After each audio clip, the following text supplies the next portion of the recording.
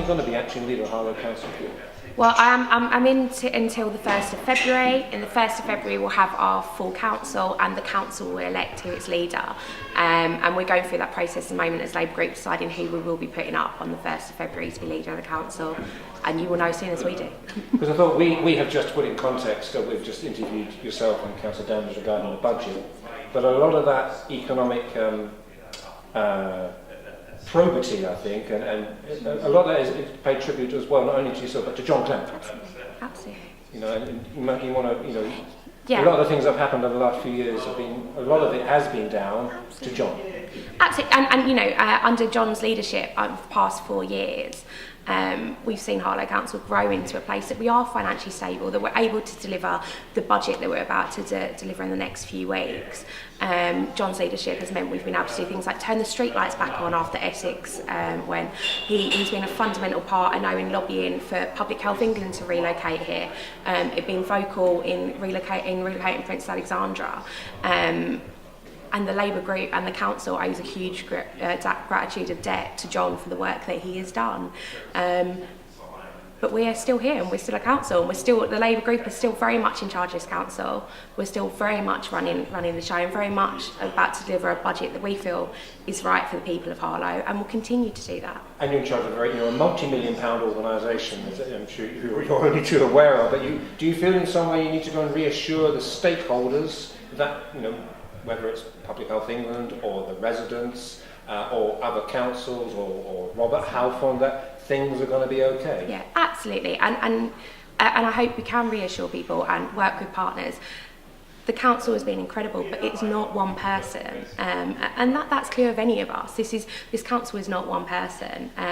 There is still a strong administration. We'll be going forward with a local plan to cabinet in the next few weeks. It'll be going to full council shortly and out to public consultation. There's big decisions. We've got stakeholders. We've got, you are right, Public Health England and several different stakeholders. This council it's business as usual.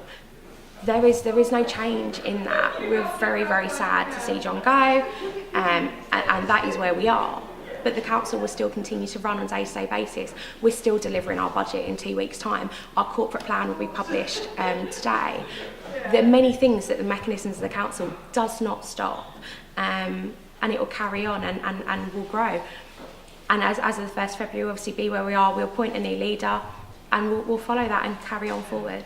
And just Mike Danvers, if they may, I can't put words in their mouths or words on their leaflets, but maybe there are other parties who might between now and May the 3rd, when the local elections, say, we're going to be back to, if there ever was a time, back to sort of loony left Harlow Council. I just got a reaction there, but what is your verbal reaction to that? If a loony left council is actually providing all the services that the town deserves, then so be it. But at the end of the day, it's consolidating services that are otherwise going to disappear from this town, and that's what we're about. We're actually there to, it's not a business, it's a public service, and I think the big difference between Labour politicians and Tories is how we perceive things. We perceive things we can do, we can provide, we do want to actually get the best for Harlow. Okay, there's sometimes a bill to be paid for that. I think from the Tory perspective, and I would say this, wouldn't I? It's actually money grasping, let's squeeze the council and so on and run things down. As the national government we've seen with the National Health Service. Labour has to build things up, the Tories run things down and think the private sector's brilliant. You look at Carillion and what's been happening there, and we've actually taken back from the previous private contractor, and look where it's actually got us. The Tories set up the contract in the first place. The year before, they knew we were going to win the elections 5 years ago. They extended that contract for 5 years. So instead of people actually getting the payback that we're now achieving almost £1 million a year, for the last 4 years, shareholders have been taking that money.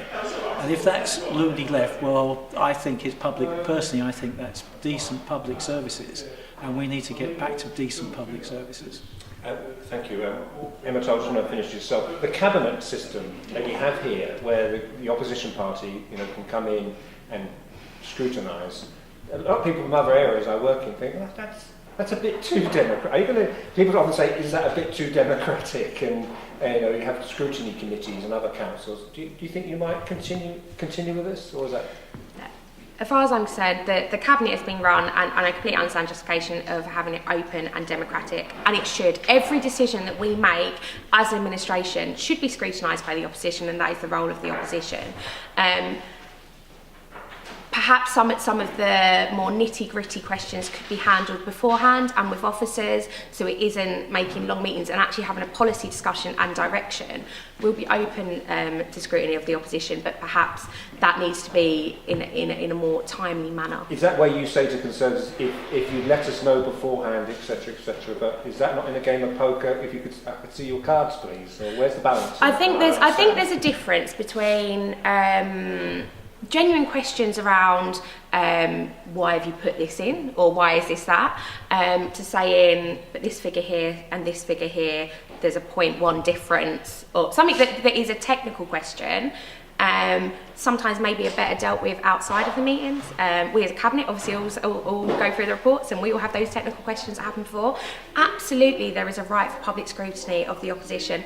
Absolutely, they should be coming there and criticising or raising concerns.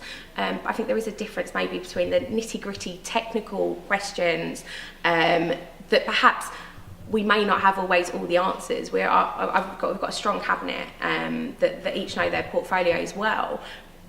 But it's not possible to know every single figure down to every single detail all the time.